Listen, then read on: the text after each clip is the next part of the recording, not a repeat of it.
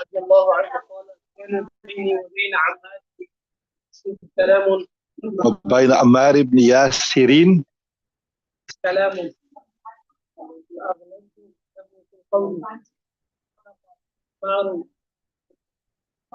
عمار يشكرني إلى رسول الله صلى الله عليه وسلم. Okay, Bismillah ar-Rahman ar-Rahim. Remember the chapter we were doing random virtues of the Sahaba Ikram, right? So here there's one incident. One Khalid ibn al-Walidi narrated on the authority of Khalid ibn al-Walid. He says, كان بيني وبين عمار بن ياسر كلام. Once there was between me and Ammar ibn Yasir some kalam, some words. We had some words.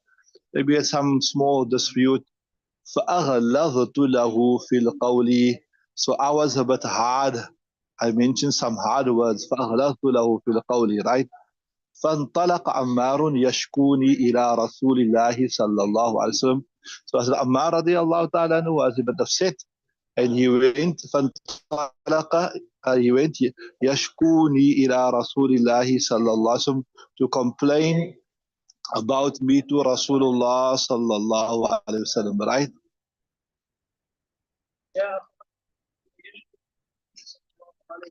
Right. فجاء خالد, so Khalid came وهو يشكوه إلى النبي صلى الله عليه وسلم. He also lodged his complaint about Yasir, Ammar bin Yasir. That took here, there was just differences, and I said something and he said something to me, etc., etc., right?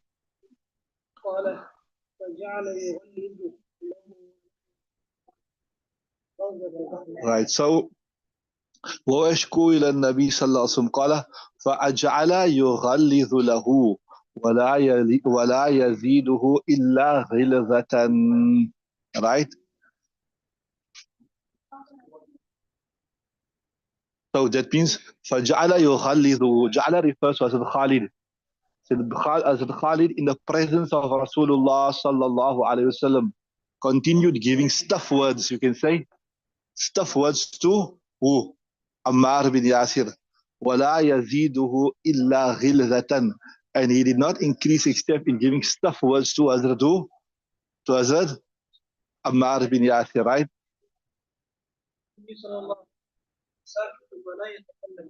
So when Nabi sallallahu alaihi wasallam sakitun la yatakallam, Nabi sallallahu alaihi wasallam all the time he was quiet. La yatakallam, he was not saying anything. Fabaka. Remember, bakiya yabqa means to remain. Baka yabki means to cry. Right? Fabaka Ammarun, as Ammar began crying because of the stuff words that Khalid was giving him, right?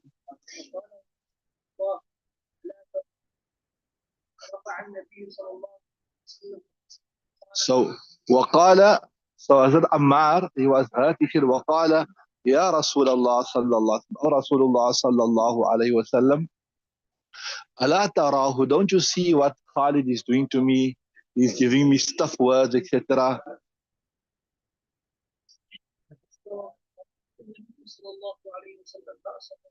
So then فرفع النبي صلى الله عليه وسلم رأسه. Nabi صلى الله عليه وسلم raised his head وقال, and he said,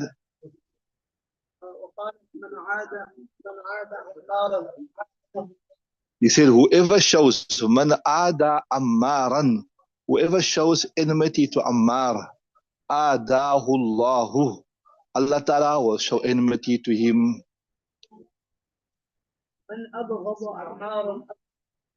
Right.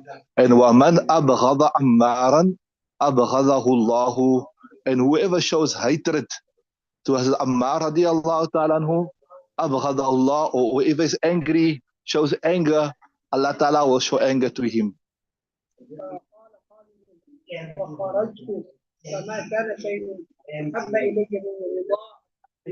Right.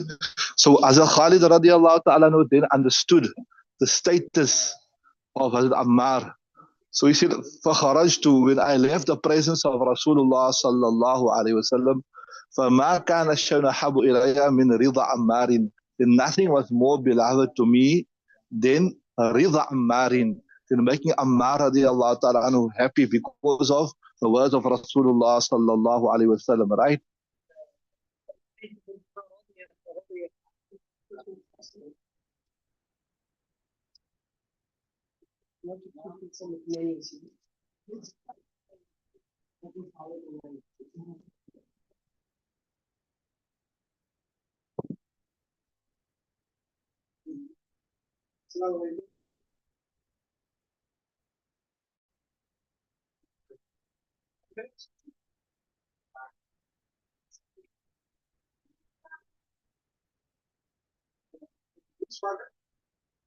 Yes, yes. Carry on.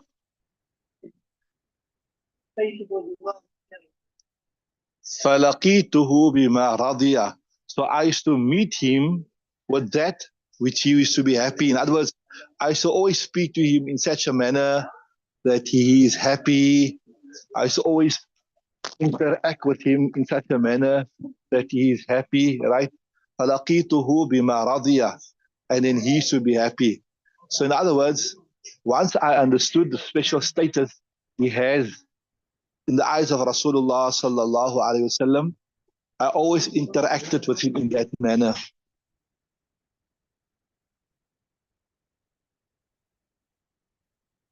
Just watch. Carry on.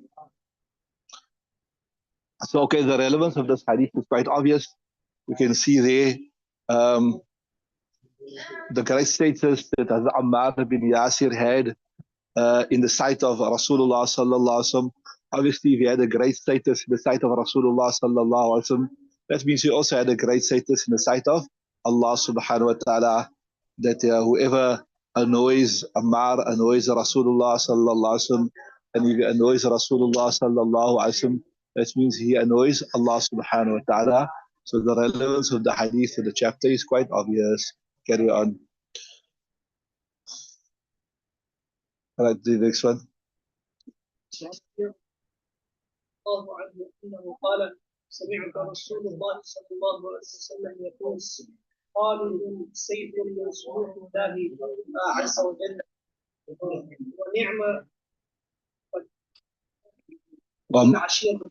ونعم فتى العشيرة. Okay, بسم الله الرحمن الرحيم. وأنا أبي عبيدة narrating the authority of Abu Ubaidah أنه قال, he said, سمعت رسول الله صلى الله عليه وسلم يقول, I heard the Rasul saying, Khalid sayfun min suyufillah, that Khalid is a sword from the sword of Allah Ta'ala. Wa ni'ma fatal ashirati, and what a young man, what a good young man he is. What a good young man he is of his tribe. In other words, Ashira, Rawahuma Ahmad, Imam Ahmad narrates this. Ashir ni'ma fatal ashira. Remember, as Khalid was from the tribe of Makhzum. He was a Makhzumi, eh? So, what a young man, what a good young man. He was from Makhzum. And the Makhzum tribe was actually an offshoot and a tribe of the Quraysh. So, Nabi sallallahu alayhi wasallam is praising him that what a good young man he is, what a wood from his tribe. And his tribe is the tribe of who? Makhzum, which is part of the Quraysh tribe. Right, next one. قال قال رسول الله صلى الله عليه وسلم إن الله تبارك وتعالى أمرني بحب أربعة. أمرني بحب.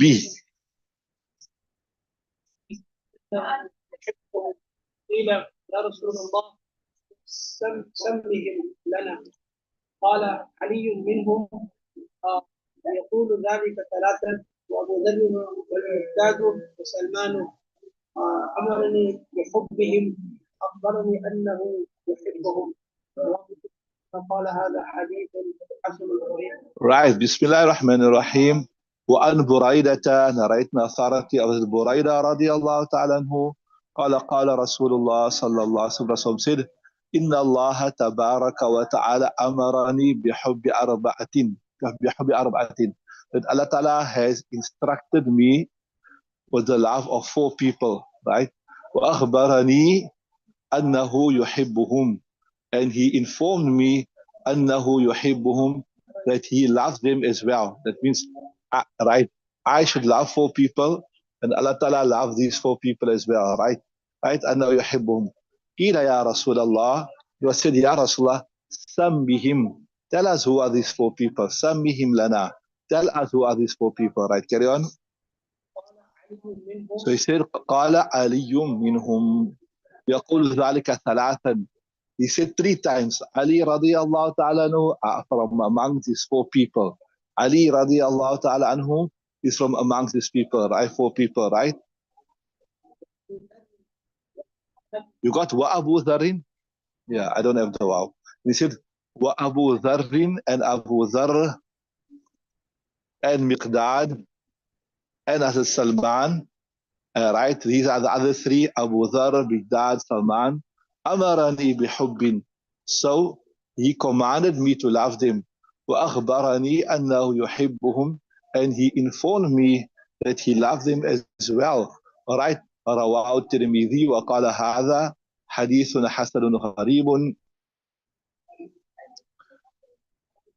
Right. So Nabi sallallahu alaihi wasallam instructed me to love them as well, and he said that Allah, right, that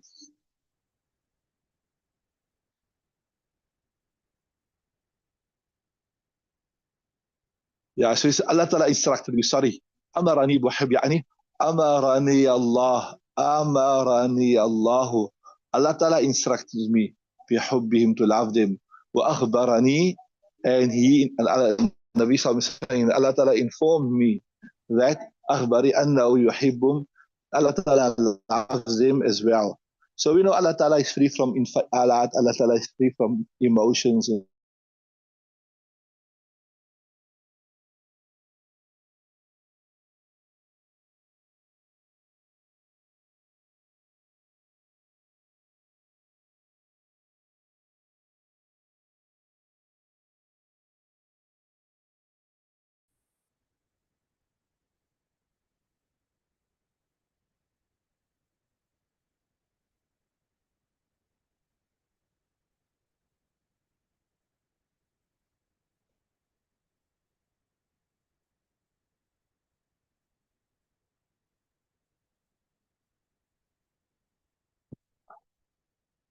Right, so that hadith is quite obvious. The relevance of the hadith in the chapter is quite obvious.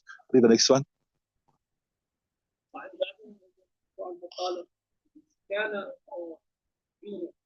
كان عمر سيدنا واعتق سيدنا يعني بلالا رواه البخاري. سبحان الله. وعن جابر رأيتنا أثارت of جابر رضي الله تعالى عنه قال, he said, كان عمر يقول, as Umar رضي الله عنه used to say, Abu Bakr Sayyiduna. Abu Bakr is our leader. That was, he's ahead of us. He's more advanced than us. He was one of the early people who accepted Islam, and he made a great contribution towards Islam.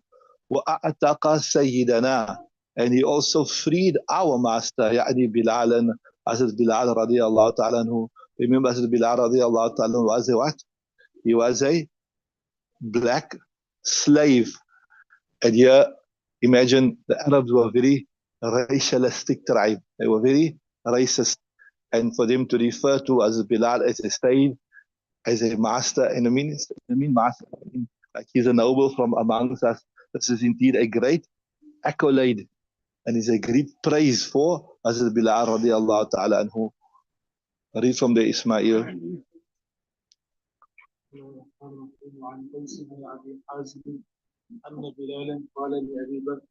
I got وعن قيس بن أبي حازم إن بلالا.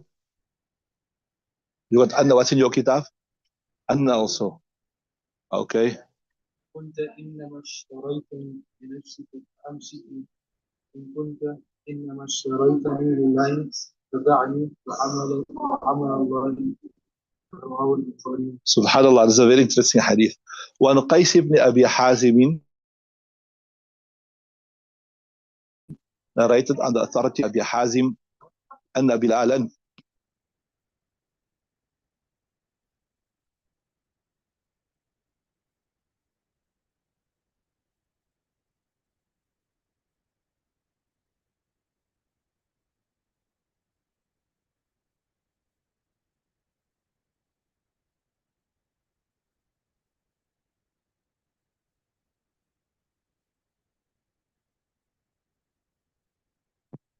وعن قيس بن أبي حازم أن بلالا قال لأبي بكر. Narrating of the authority of Qais ibn Abi Hazim, he said that once Hazrat Bilal radiallahu ta'ala anhu said to Abu Bakr, إن كنت إنما اشتريتني لنفسك, if you bought me for yourself, for your own benefit, to benefit you, right? فأمسكني, then keep me by you. وإن كنت إنما اشتريتني لله تعالى, but if you bought me, إن كنت ما, وإن كنت إنما اشتريتني, you bought me for the pleasure of Allah subhanahu, فدعني, then leave me, وعمل الله, and the action of Allah ta'ala. رواه البخاري, Imam Bukhari narrates this particular riwayat. Who knows, who can tell me what is happening here? Try to check the hasha. Let's see if we can work out what is happening there in that riwayat. See if we can work out what's happening in that riwayat.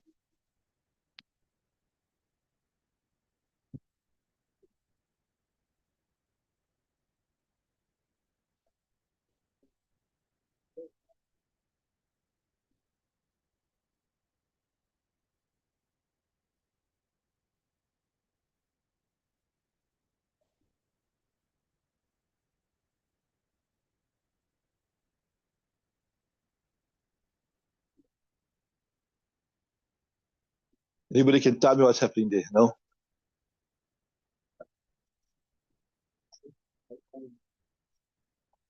Can you work it out from the hasha, Ismail? I want to see if you can work out what's happening there. If anybody from the online knows what's happening there, they can also tell us know, inshallah. Yeah, we can.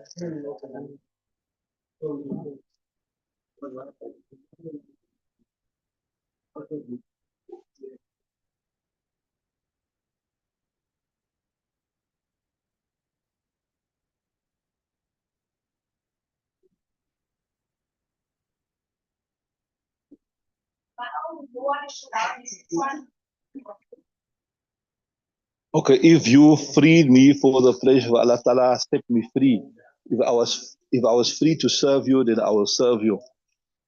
Yeah, that's more or less correct there. But there was a bit more detail to it I was looking for. Look, man, what you got Asha there? No? So loud?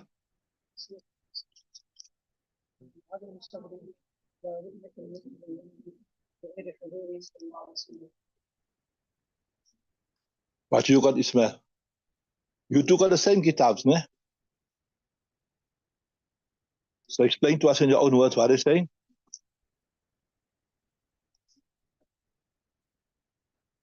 So can you work out what they say?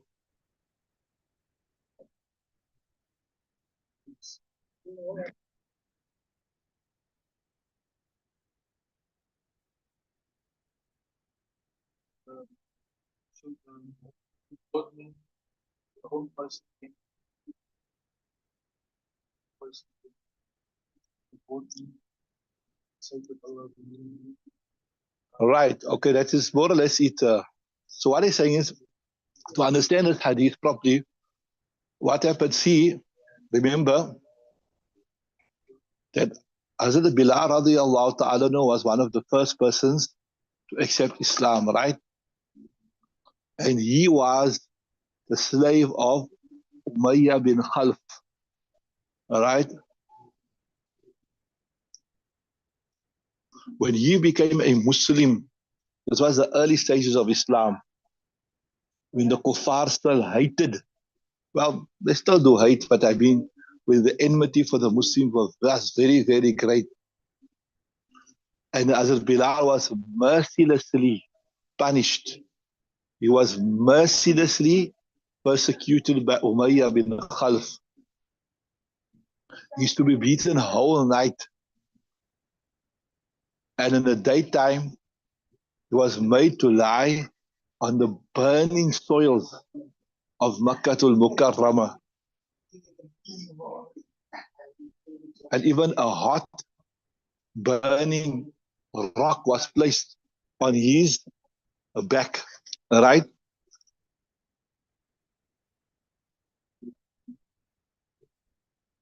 And fire even was burnt around him.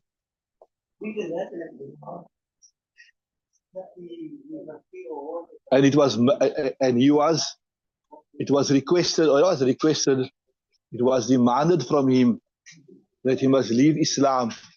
He must abandon Islam. So Hazrat Bilal was beaten so mercilessly, right, that it is mentioned that there was so much marks on his back that as Umar radiallahu ta'ala anhu would often tell him that, "Oh Bilal, show us your back so that we can renew our iman, that your back can serve as a reminder to us of the amount of sacrifice you made for the sake of this deen." But nevertheless, Hazrat Bilal was mercilessly persecuted because of his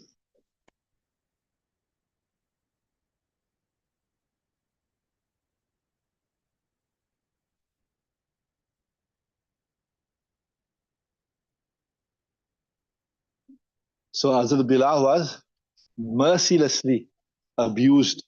He was mercilessly persecuted for Islam. So as Abu Bakr radiallahu ta'ala anhu purchased Hazrat Bilal. Now because they knew that Hazrat Abu Bakr was desperate to purchase Hazrat Bilal, the asking price was very, very high. Hazrat Abu Bakr had to give several slaves. He had to give several slaves in exchange of Hazrat Bilal radiallahu ta'ala anhu. And eventually, when Hazrat Abu Bakr managed to free Hazrat Bilal came into the service of Nabi sallallahu alayhi wasallam. He was like also the treasurer of Nabi sallallahu alayhi wasallam. He used to collect people would give gifts to Rasulullah sallallahu alayhi wasallam. He would receive it and he would distribute the charities of Rasulullah sallallahu alayhi wasallam. And also because he had a loud voice, he used to call out the azan in the Masjid al-Nabawi sallallahu alayhi wasallam. So when Nabi sallallahu alayhi wasallam passed away eventually, Hazrat Bilal could not bear to live in Medina anymore. He could not bear to live in Medina anymore. Like how sometimes, somebody maybe is married, for example, he lives with his wife, Allah Ta'ala protect us in a house for many, many years. And then his spouse passes away. Then he says, "No, I can't live in this house anymore because this house reminds me too much of my wife. This house reminds me too much of my beloved, etc." Everything brings back memories comes flooding back. So like this, Hazrat Bilal was so attached to our beloved Nabi sallallahu alayhi wasallam. So he said, "I cannot live in Madinatul Munawwara without Rasulullah sallallahu alayhi wasallam." That is why I'm going to leave Medina Munawwara and I'm going to go to Sham. And for this reason, he wanted to go to Sham. He said, "I will go there, I will engage," because Sham was not, like you can say, a frontier town, right? I will engage in jihad. I will spend my life in jihad.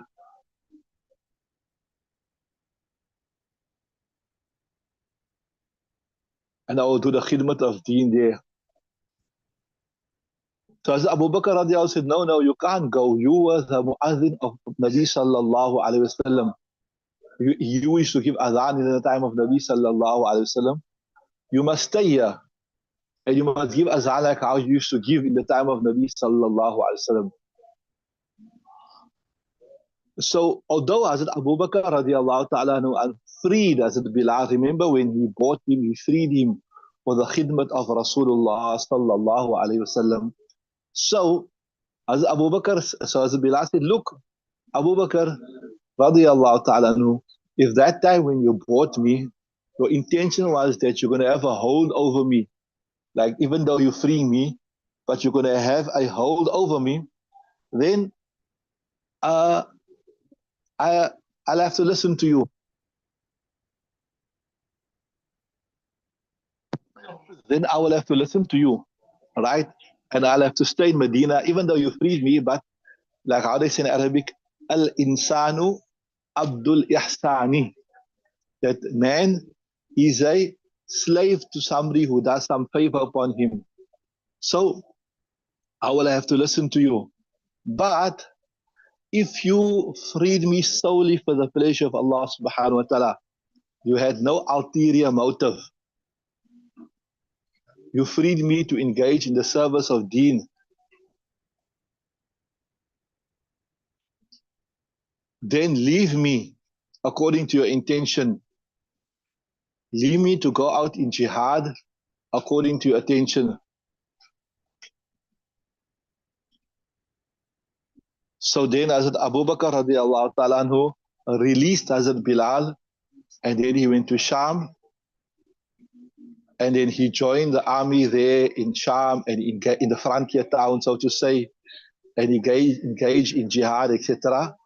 Then according to the historians, it was either the 18th year of Hijri or 20th of Hijri that he passed away.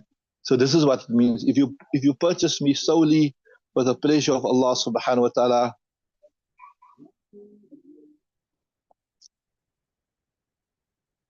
right?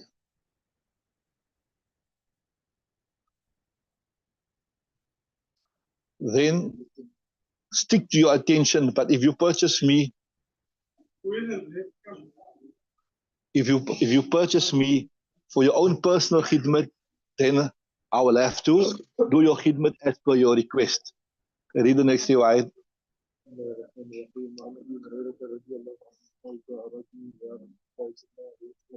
وقال إني مجهول فأرسل إلى بعض نسائه وقالت والذي بعثك بالحق ما عندي إلا ماء ثم أرسل إلى أخرى فقالت ذلك.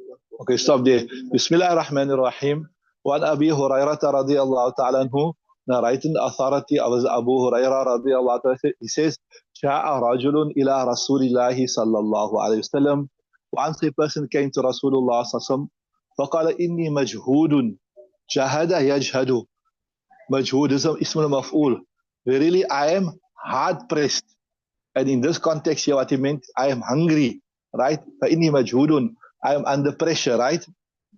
Carry on.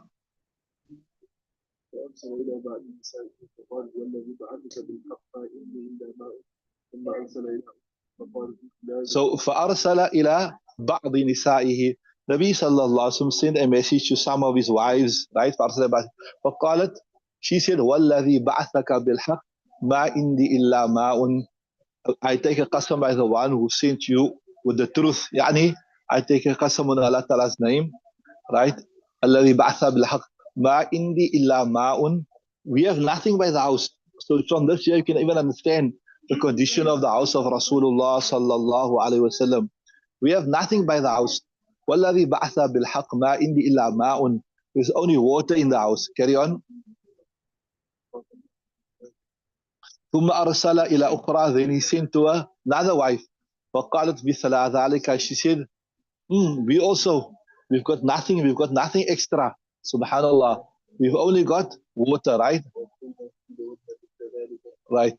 وقلنا, then وقلنا كلهن, all of them said the same thing. Ya Rasulullah, that if we don't have anything by the house, right? We only got water here. All our supplies are depleted, are diminished, right? فقلنا كلهن مثل ذلك. Right, carry on. Right, so then Nabi sallallahu alaihi wasallam turned to the Sahaba crowd when he saw now there was nothing by his house. فقال رسول الله صلى الله عليه وسلم ما يضيفه. That's okay. Since there's nothing by our house here, who from amongst you can host him? Ya rahamuhullah. May Allah Ta'ala have mercy upon that person that hosts this.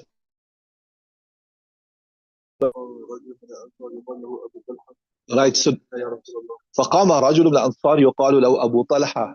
Then a person from the Ansar يقال له أبو طلحة, his name was Abu Talha, he said فقال أنا يا رسول الله. Okay, Ya Rasulullah, I volunteer. I will take him home and I will host him and see what I can provide for him, right? فانطلق به إلى رحله. So انطلق به, he took him to his house, right? So فقال لامرأته هل عندك شيء. He said to his wife, هل عندك شيء. Have you got anything to host this particular Sahabi? Rasulullah sallallahu alaihi wasallam requested us that we host the Sahabi. Have you got anything to host him, right? إلا قوت سياري. Subhanallah. So the lady said, the lady of the house said, La illa qutu sibyani. You know, we got nothing here. The only thing we got here is the food for our children that we're supposed to feed our children tonight, right? قال فعلليهم بشيء ونوميهم. Right. So the Sahabi Abu Talha said, فَعَلِّلِيهِمْ بِشَيْءٍ وَنَوِّمِيهِمْ. Then pacify them with something. Pacify them. أَلَّلَا يُعَلِّلُ. Pacify them with something. وَنَوِّمِيهِمْ. And make them sleep. Make them sleep, right?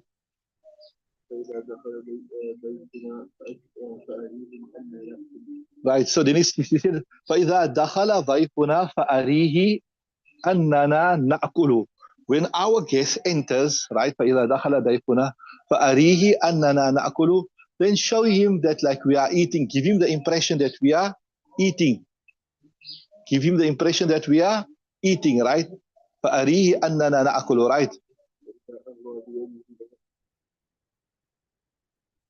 Right. So فَإِذَا أَهْوَى بِيَدِهِ لِيَأْكُلُ. When he goes forward with his hands, لِيَأْكُلَ, to eat, فَقُومِي إِلَى السِّرَاجِ. Then you stand up as though you're going towards the lamp, right?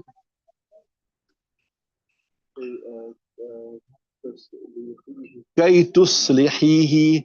As though you are going to make it right, right? So you're going to act like you're going to make the lamp right. But then what you do? فَطْفِئِيهِ. You extinguish the lamp. So you're going to act like you're making the lamp right, but you extinguish the lamp, right? فَطْفِئِيهِ. Right. Right. So فَفَعَلَتْ. She done that. She stood up as though she was going to correct the lamp, but then she portrayed, she projected as though she mistakenly extinguished the lamp, right? Right? So she, right? فَفَعَلْتُ. Right? So what do you say of her? فَتَقْعُدُوا. So they said, وَأَكَلَ الضَّيْفُ. And the guest, he ate, right? Right? وَبَاتَ. بَاتَ يَبِيتُ. بَاتَ تسنية. وَبَاتَ طَاوِعِينَ. They too spend the night hungry, right? فلما أصبح غدا إلى رسول الله صلى الله عليه وسلم. What you got there? Say again. على رسول الله. I got إلى. So فلما أصبح. So when it was the next morning, غدا إلى رسول الله صلى الله عليه وسلم. He went, the Sahabi Abu Talha went to Rasulullah sallallahu alaihi wasallam, right?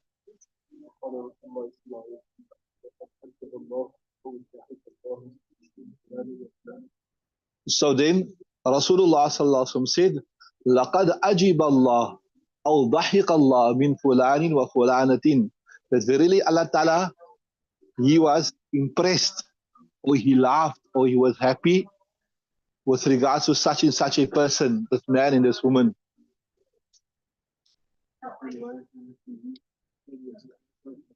Right. وَفِي رِوَايَةٍ مِثْلُهُ. There's another riwayat, there's something similar, but وَلَمْ يُسَمِّ أَبَا طَلْحَةَ. But that riwayat didn't mention who the Sahabi was, right? It just said it was one Sahabi, right? وَفِي آخِرِيَا. In the end of that riwayat, the other riwayat that speaks about the same incident is mentioned, فَأَنزَلَ اللَّهُ تَعَالَى وَيُؤْثِرُونَ عَلَىٰ أَنفُسِهِمْ وَلَوْ كَانَ بِهِمْ خَصَاصَةٌ. That Allah Ta'ala revealed that فَأَنزَلَ اللَّهُ تَعَالَى وَيُؤْثِرُونَ عَلَىٰ أَنفُسِهِمْ. And then they give preference over and above themselves, وَلَوْ كَانَ بِهِمْ خَصَاصَةٌ.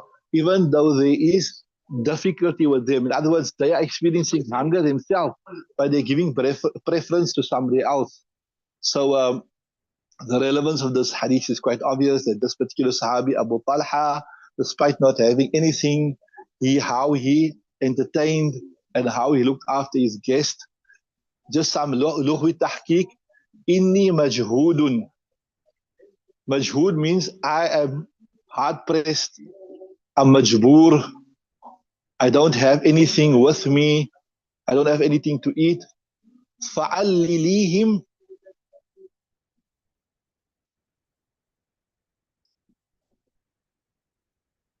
Try to pacify them. Try to make them sleep. According to some riwayat, it is mentioned that they put a pot on to give the impression as though something is being cooked. And in the meantime, the children slept away.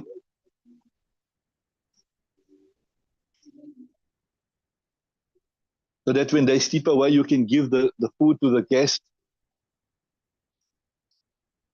And then act as though you are trying to fix the lamp. And mistakenly, you knocked it out. So that the guest can eat in comfort. Tawi'in means empty stomach. So the guest in the darkness of the night that did not even know that the host did not have anything to eat. Then the words ajiba adhaka, we know these are infi'ala, these are emotions. And we know Allah subhanahu wa ta'ala is free from infi'alat. Allah ta'ala is free from emotions. So wherever you get words that indicate towards emotions, etc., it means the end result. So what would be the end result of Allah ta'ala being happy with somebody, Ismail?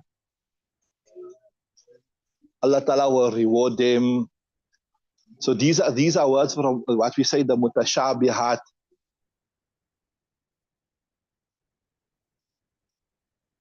So we learned that this incident probably took place before the laws of hijab. That is why the wife was there, etc. Okay, I see time is up. We switch over now to the tafsir, inshallah. What verse we busy with? We finished the Arabic here.